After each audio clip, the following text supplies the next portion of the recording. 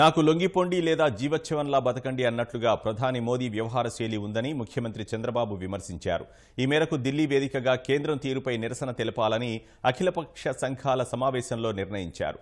తనను దొంగదెబ్బ తీసేందుకే కన్నాతో తప్పుడు కేసు వేయించారని మండిపడ్డారు. ఫిబ్రవరి 11న ఢిల్లీలో ఆందోళన చేద్దామని ప్రతిపాదించారు. 12న అఖిలపక్ష నేతలు రాష్ట్రపతి దగ్గరకు వెళ్లి ఫిర్యాదు చేయనున్నారు. ముఖ్యమంత్రి చంద్రబాబు అధ్యక్షతన అఖిల సంఘాల సమావేశం వాడివేడిగా సాగింది. ప్రత్యేక హోదా సాధన సమితి convener Chalasani Srinivas, BSP, SP, Prajashanti, Navataram, Aam Aadmi పార్టీల ప్రతినిధులు సమావేశానికి హాజరయ్యారు. వివిధ ఉద్యోగ ప్రజా సంఘాల నేతలు, ఎన్జీఓలు, గెజిటెడ్ అధికారులు, రెవెన్యూ, సచివాలయ ఉద్యోగులు హాజరై తమ అభిప్రాయాలు వెల్లడించారు. ప్రత్యేక హోదా, విభజన హామీల సాధనకు కేంద్రంపై ఒత్తిడి తెచ్చే దిశగా చర్చ సాగింది. ప్రత్యేక హోదా, రాష్ట్రం కోసం పోరాడిన వారిపై రేపు జరిగే మంత్రివర్గ భేటీలో నిర్ణయం తీసుకుని కేసులు ఎత్తివేయిస్తామని సీఎం చెప్పారు. ప్రజల్లో కోపం, ఆక్రోశం ఉన్నాయన్న సీఎం దారి తప్పితే రాష్ట్రం మరో పంజాబ్గా మారేదన్నారు. ఫిబ్రవరి 1 నుంచి 13 మధ్య రాష్ట్ర వ్యాప్తంగా ఆందోళనలతో ప్రజా ఆకాంక్షలు జాతీయ స్థాయిలో చాటాలని అఖిలపక్షం నిర్ణయించింది. కరవు సాయం, ఉపాధి నిధులు ఇలా ప్రతి చోట కేంద్రం ఆంధ్రప్రదేశ్పై వివక్ష చూపుతోందని ముఖ్యమంత్రి అఖిలపక్షానికి వివరించారు.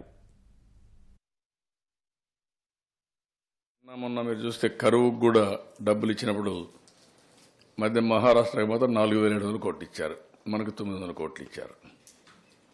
ఎక్కడ వీలైతే అక్కడ డిస్క్రిమినేషన్.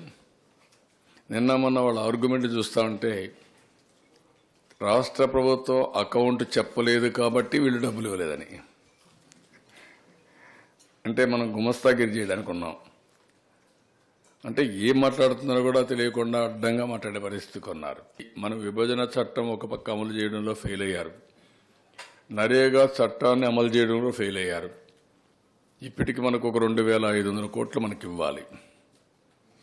చాలామంది పేదవాళ్ళు కూలి పని చేస్తారు, వాళ్లకు వేజ్ కాంపోనెంట్ కూడా ఇవ్వకుండా అడ్డం పెట్టే పరిస్థితికి వచ్చారు. 2-3 సంవత్సరాల కంటే ముందు వేజ్ కాంపోనెంట్ మేము పే చేస్తాం మళ్ళీ ఇమ్మంటే ఇచ్చారు. అటు వన్ స్టేజ్ ఒక 1,000 కోట్ల 500 కోట్లు ఇవ్వకుండా ఆ ఇయర్ బకాయిలు కూడా పెట్టి కూర్చున్నారు. ఇది సుప్రీంకోర్టు కూడా వెళ్తే సుప్రీంకోర్టులో కూడా 1-2 సార్లు చాలా గట్టిగా కూడా చెప్పారు, you don't have any right, మీరు ఇస్తారా లేదా క్లియర్గా చెప్పట్లేదు, మేము ఇస్తున్నాం. ఎంతమంది డిమాండ్ చేసినా నరేగా డిమాండ్ డ్రివన్ ప్రోగ్రాం కాబట్టి మేము ఇస్తామని చెప్పి ఇప్పుడు మళ్ళీ ఇచ్చే పరిస్థితులు లేరు. ఇప్పుడు కోర్టు పోవడమా, వీళ్ళతో ఫైట్ చేయడమా. ఈరోజు రూరల్ డెవలప్మెంట్ మినిస్టర్ కూడా ఢిల్లీకి వెళ్ళాడు. దేశంలోని నేతలను కేసుల భయం చూపి దొడ్డిదారినైనా తమ దారికి తెచ్చుకోవాలనే రీతిలో కేంద్రం వ్యవహరిస్తోందని ముఖ్యమంత్రి ఆందోళన వ్యక్తం చేశారు. రాహుల్ గాంధీ నుంచి కేసీఆర్ వరకు కేంద్రం ఎవరినీ వదిలిపెట్టలేదన్న సీఎం అభిప్రాయాలు స్వేచ్ఛగా చెప్పలేని వాతావరణం నెలకొందన్నారు. ఇంకా పెంచుతారు. నిన్న కన్నాలు వచ్చాడు, మళ్ళీ ఒక కేసు వేసాడు నా మీద, మీరు చూశారు లేదు, మళ్ళా వేసి అంటే దొడ్డిదారిని కూడా నా మీదకి వస్తున్నారు. వీళ్ళకు వీలైతే దొంగ దెబ్బ తీయడానికి. Where are you going? ఇంకొక ఆయన అంటాడు, మొన్న వచ్చి రకరకాలుగా మేము ఒక 15 రోజులు తిరుగుతారంట రాష్ట్రం అంత అమిత్ షా, ఏమంటే మోడీ గారు. మొన్న మధురైకి వస్తే మీరు చూశారు, నల్ల బ్యాడ్జీలు పెట్టుకుంటే పారిపోయే పరిస్థితికి వచ్చారు. రాహుల్ గాంధీ పైన కేసు, సోనియా గాంధీ పైన కేసు, ప్రియాంక పైన కేసు, లేకపోతే ఆవిడ హస్బెండ్ పైన కేసు, అఖిలేష్ పైన, లేకుంటే మాయావతి పైన. ఎవరిని వదిలిపెట్టారు? ఈవిడ కేసీఆర్ పైన కేసు పెడితే ఆయన సపోర్ట్ చేసి కేసు విత్డ్రా చేశారు, కేసు విత్డ్రా డైల్యూట్ చేశారు. ఆ కేసులో మీరు చూసుంటారు, ఎలక్షన్ అప్పుడు ఒక కేసు ఎప్పుడో లేబర్ డిపార్ట్మెంట్లో పెడితే ఆ కేసు మీద ఎంక్వైరీకి వచ్చారు సిబిఐ ఇంటికి, ఈఎస్ఐ కేసు సిబిఐ ఎంక్వైరీకి వచ్చారు. ఎంక్వైరీకి వచ్చి ఎంక్వైరీ చేసి డిస్క్రిట్ ఎంక్వైరీ చేసి ఒక రోజంతా ఇది చేశారు. నిన్న ఎవిడెన్స్ లేవని తప్పించారు. అంటే రాజీ పడితే కేసులు మాఫీ చేస్తారు, ఎదురు తిరిగితే తప్పుడు కేసులు పెడతారు. అందరూ సరెండర్ అయి ఇంకా నోరు మూసుకొని ఉండడం, బతికినా జీవోత్సవాలుగా ఉండడం, లేకపోతే పోరాటం, ఈ రెండే మిగిలాయి. రాష్ట్రంలోని ప్రజా సంఘాలు కలిసొచ్చే రాజకీయ పార్టీలతో కలిసి ఈ నెల 11న దేశ రాజధానిలో స్వయంగా నిరసన తెలుపుతానని ముఖ్యమంత్రి వెల్లడించారు. నెల 10th ప్రాంతంలో 10th కానీ 11th కానీ మీతో కూడా మాట్లాడి మేము ఒక అనౌన్స్మెంట్ ఇవ్వాలనుకుంటున్నాం.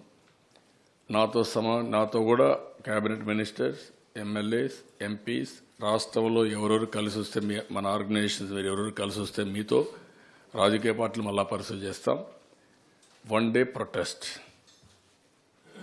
నిరాహార దీక్ష చేద్దామని ఢిల్లీ, అది కూడా చేసి అక్కడ కూడా సంఘీభావాన్ని తెలియజేసే విధంగా లీడర్స్ అని రమ్మని మాట్లాడితే అప్పటికి పార్లమెంట్ ఒక రోజు ఉంటుంది. అప్రోప్రియేషన్ బిల్లు రోజు చేస్తే లాభం లేదు, అయిపోయినాక చేస్తే లాభం లేదు. ముందే చేస్తే అప్పటికి కూడా స్పందించకపోతే then we have to fight. నాకైతే వీళ్ళు స్పందిస్తారని నాకు కనపడడం లేదు.